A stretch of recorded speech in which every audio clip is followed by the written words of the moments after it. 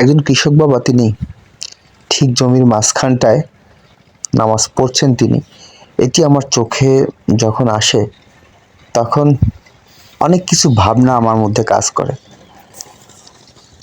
একজন কৃষক, তিনি জমিতে আছেন, তিনি একজন বাবা, তিনি বয়োজ্যেষ্ঠ একজন বাবা।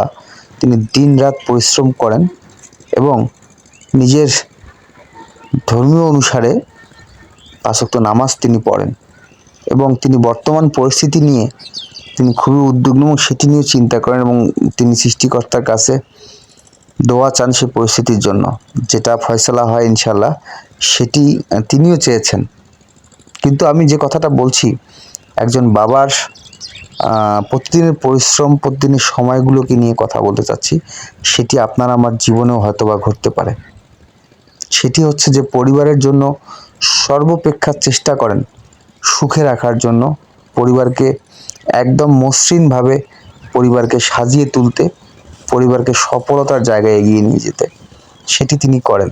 আমার সঙ্গে একজনের সঙ্গে পাশে কথা হয়, তিনি আমাকে যে কথাগুলো বলেছেন ওনার সম্পর্কে, সেটি আমার ভিতরে লেগে যায় এবং নিয়মিত যে কাজগুলো তিনি করেন প্রতিদিনের, এবং সে কাজগুলোর কথা শুনে আমি নিজেও সত্যিকার অর্থে মনে প্রাণে তেনার জন্য দোয়া করেছি।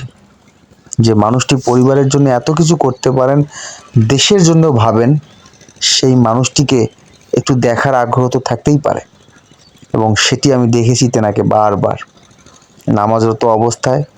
তিনি যতক্ষণ ছিলেন আমি ওখানে দাঁড়িয়েছিলাম, ভিডিও করছিলাম এবং পাশে দুজনের সঙ্গে কথা হয়, তার মধ্যে একজন তেনার সম্পর্কে আমাকে ভালোভাবেই বলেন, যেটি আসলে শোনার পরে আপনাকে একটু আগেই বললাম যে তেনার জন্য দোয়া করতে ইচ্ছে করছিল। একজন বয়োজ্যেষ্ঠ বাবা নিজের খাবার খাওয়ার সময়টুকু ভুলে যান, সেটিও পরিবারের জন্য। কৃষক বাবা তার ফসলের যতটুকু চিন্তা করেন তার থেকে বেশি চিন্তা করেন তখন পরিবারের।